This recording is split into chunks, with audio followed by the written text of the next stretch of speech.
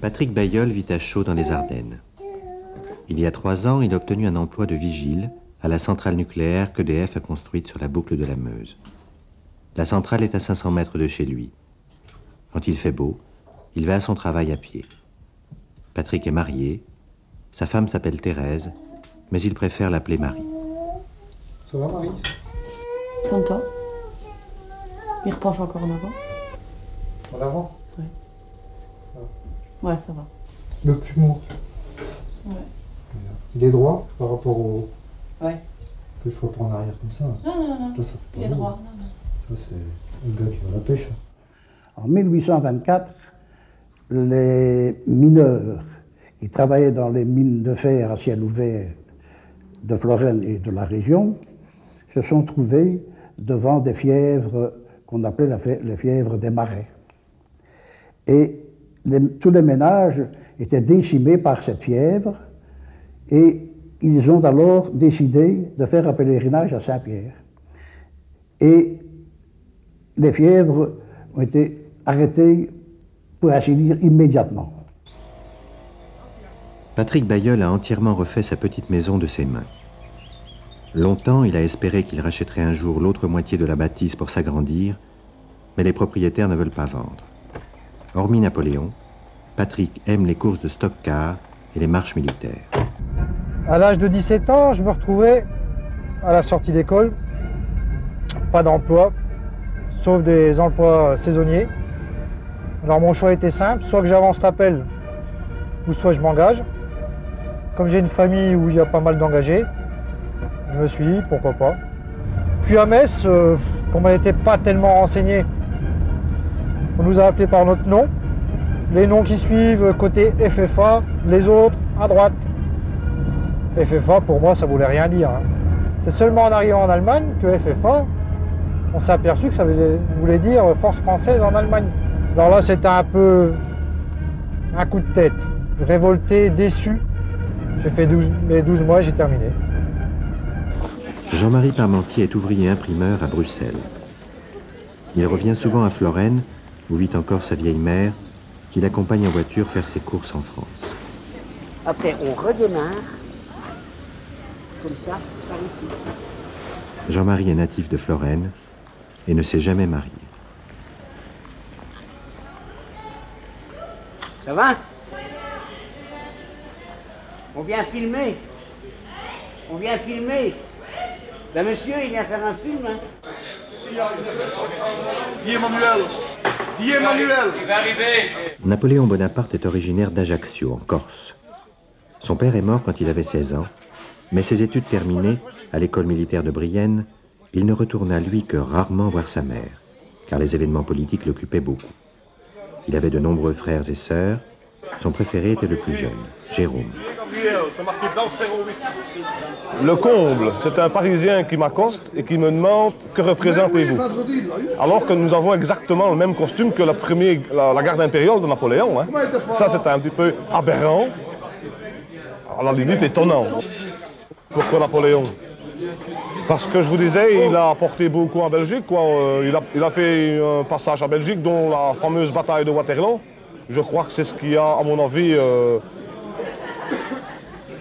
disons, influencé la marche folklorique. Le sac est trop grand pour lui. Hein. C'est un petit? Oh ben, il faut lui donner un pied alors. Hein. Ce qui compte énormément, et ça j'y tiens absolument, de toute façon vous pouvez aller voir tous les gens qui sont ici, qui soient au comptoir, qui soient à table, qui soient n'importe où, l'amitié. Ça j'y tiens absolument. Même un petit nouveau qui arrive, il ne peut jamais, jamais, jamais être seul. Patrick, lui, n'a pas de frère, juste une sœur qui vit à Givet et qui a un enfant handicapé. Ah, c'est la fête, hein? Ah oui, évidemment, c'est l'événement, disons, annuel, ça ne dure que 3 jours, mais c'est la fête, hein? Ah oui, hein? Jean-Pierre, les gilets, comment... Jean-Marie n'a ni frère ni sœur. Il n'aime pas la Belgique.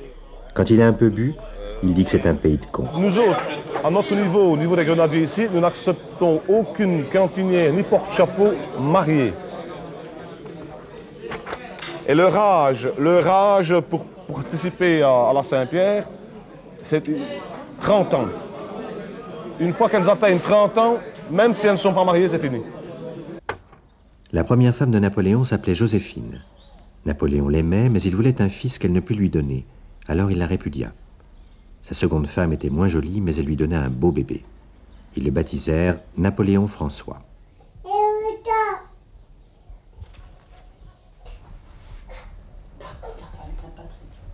Marie, tu peux me donner un verre à boire, s'il te plaît? Ouais. Viens, bon, viens, mes puces. Attention costume, merci.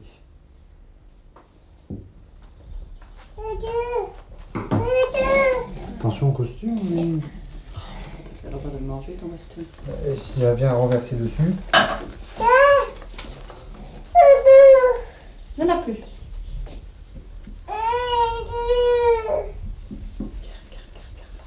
Oh, les bobos. Oh.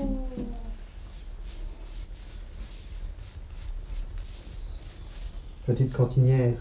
Mais, comme ils avaient appris que des restes des armées impériales étaient dans les casernes de Rocroi et de Givet, ils se sont rendus à Rocroi et à Givet et ont acheté des uniformes d'Empire.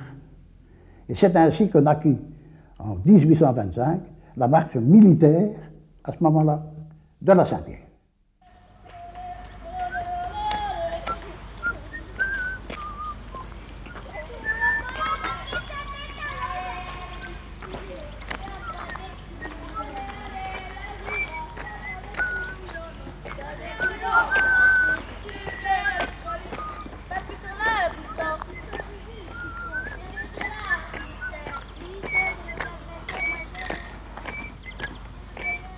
Ici, on fait tête à droite pour les officiels.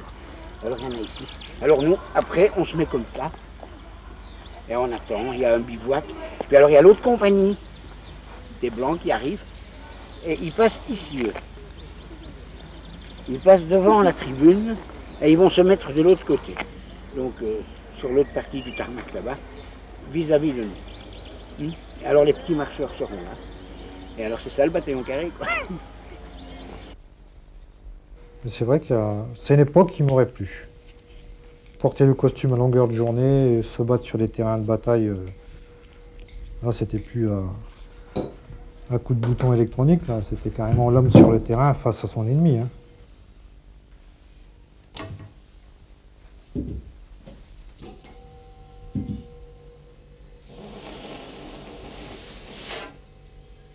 Moi je me vois très bien en première ligne avec Napoléon sur le côté et aller se battre pour lui. 2, 3, 6, 12, 18, 20, il y en a encore une.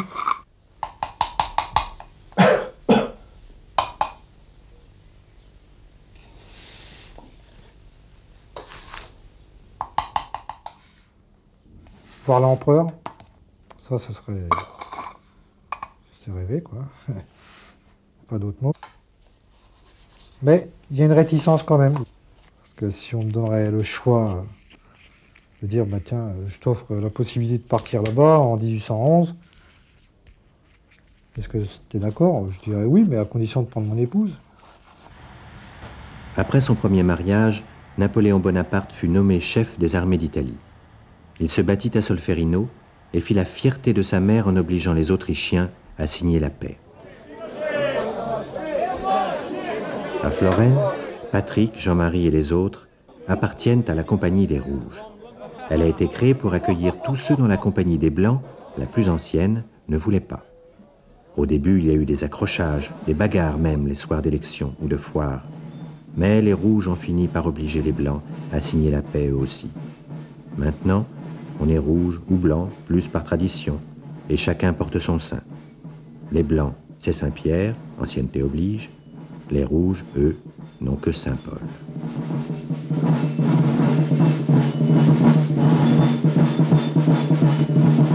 Et là, on est commandé par l'officier, qui lui nous amène chez la marraine, qui elle nous remet le drapeau. C'est une cérémonie qui est assez émouvante pour moi, parce que c'est quand même un drapeau français, malgré que ça se passe en Belgique.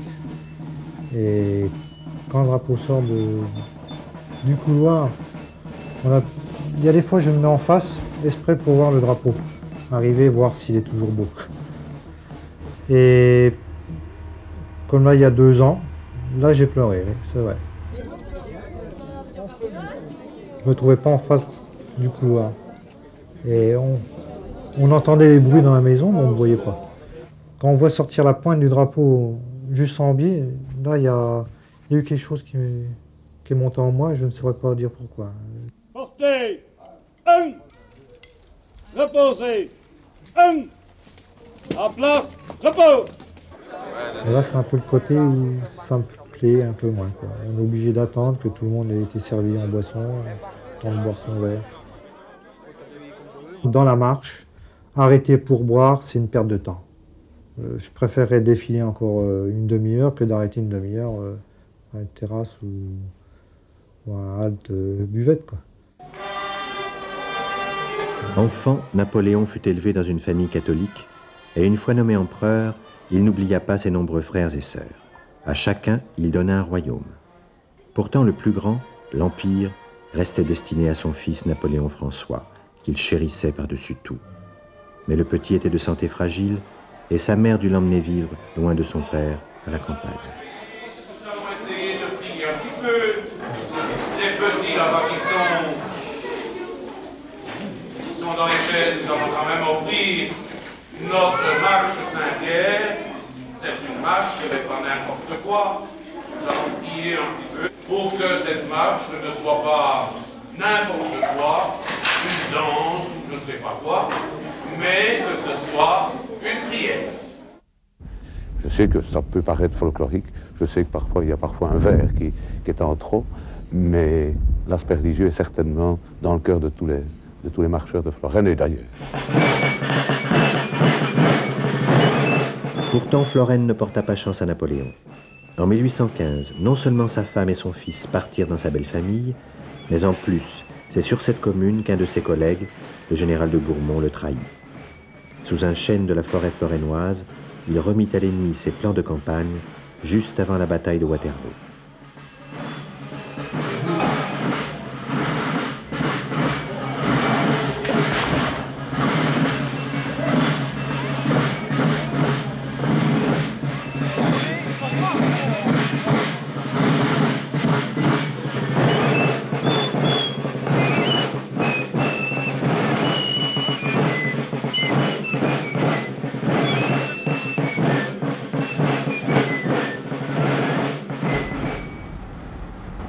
Et pourquoi on le fait, moi personnellement, j'aime bien tout ce qui est bien sapé, quoi. Et il y a une deuxième raison, c'est en hommage à mon grand-père. Et mon grand-père était un grand homme, comme tous les grands-pères. Chacun a ses parents qui sont formidables, ses grands-parents sont formidables. Le mien, je le mets un peu plus devant tout le monde.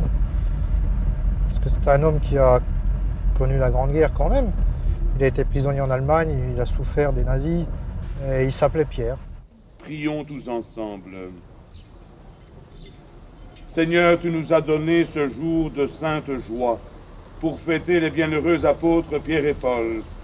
Accorde à ton Église une fidélité parfaite à leur enseignement, puisqu'elle reçut par eux la première annonce de la foi.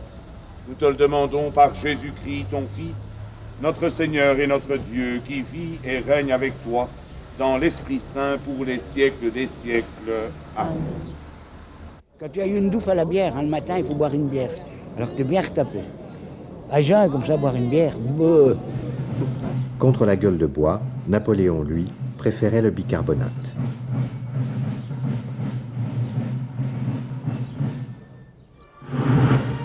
Napoléon prit sa retraite à Sainte-Hélène.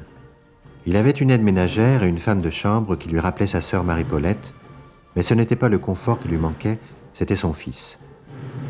Quand il recevait une lettre de lui, il la lisait et la relisait, puis quand il la connaissait par cœur, il la glissait sous son habit, où il la tenait plaquée sur son estomac en regardant le vent dans les feuilles des arbres.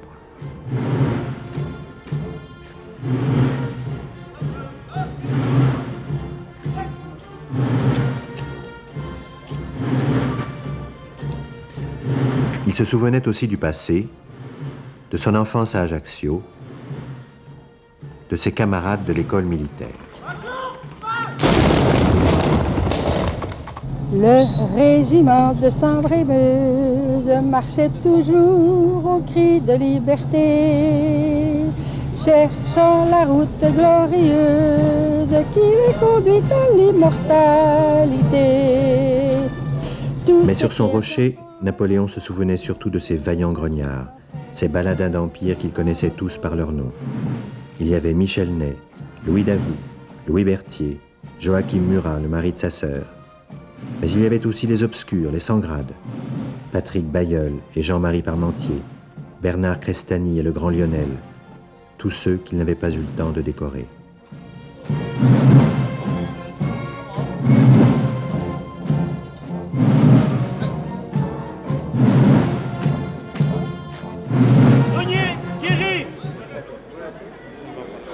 Alors la médaille correspond au nombre d'années de marche et à l'âge de l'individu. Et quand on l'a accroché, là je peux dire qu'on est au garde à vous, on essaie de ne pas regarder sur les côtés. Peur de passer pour un abruti ou... Enfin, moi personnellement je n'ai pas tourné la tête, tellement j'étais émotionné. Là j'étais en larmes. Aussitôt la remise des médailles, c'est ce qui est très émouvant, c'est les hymnes nationaux. Alors là, vous êtes décoré par l'autorité, vous êtes toujours au garde à vous, sur place, pendant que les hymnes nationaux retentissent. Alors, il commence par, bien sûr, la Brabançonne, puisqu'on est en Belgique, suivi aussitôt de la Marseillaise. Alors là, je ne vous dis pas, ça fait craquer. Ça, que ce soit la Brabançonne ou la Marseillaise, plus la Marseillaise, puisque je suis français, mais la Brabançonne, ça jette aussi. Il y a quelque chose en dedans qui fait boum boum.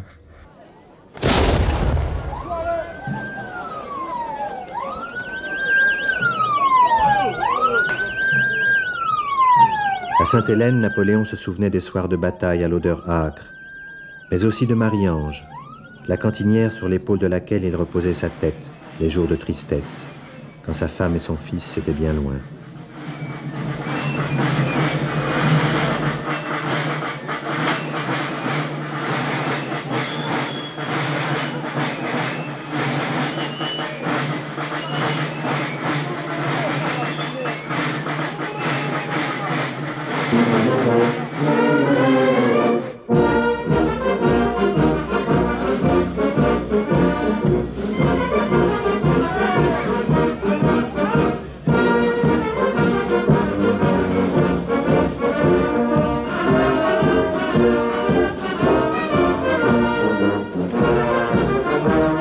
Et il se souvenait de tous les autres.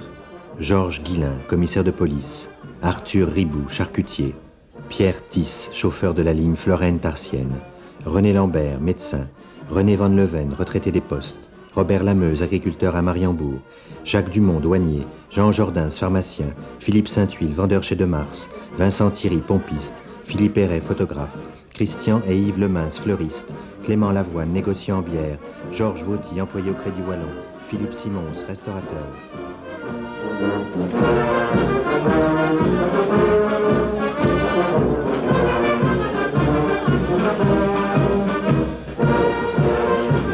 Gaston Constant, coiffeur, André Lose, concessionnaire Toyota, Michel Lose, son fils, Christian Borin, cuisinier, tous ceux qui étaient morts pour lui dans les campagnes d'Égypte, d'Espagne, de Russie.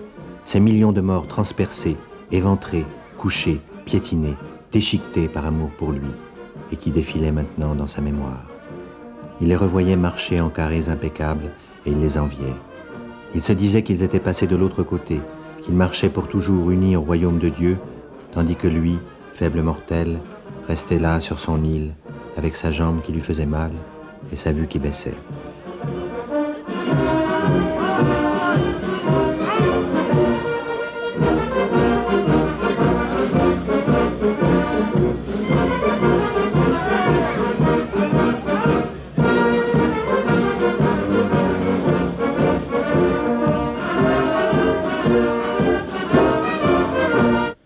De là, on repart. Alors là, c'est le plus émouvant de la journée. Il y en a beaucoup qui craquent, peut-être en cachette, mais ça sert à rien.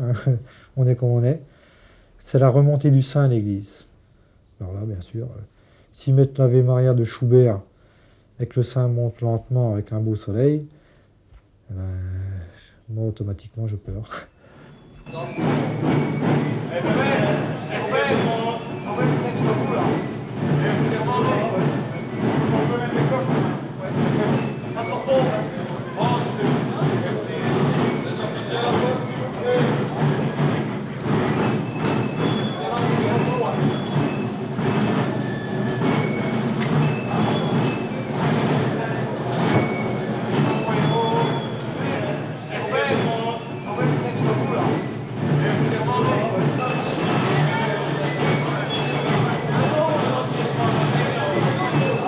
Chaque année, pour la Saint-Pierre, Patrick prend sa semaine. Demain, il retourne à la centrale. Si son chef est d'accord, il commencera par la petite tournée, car il aura certainement mal aux pieds. Jean-Marie, lui, conduira sa mère à Intermarché.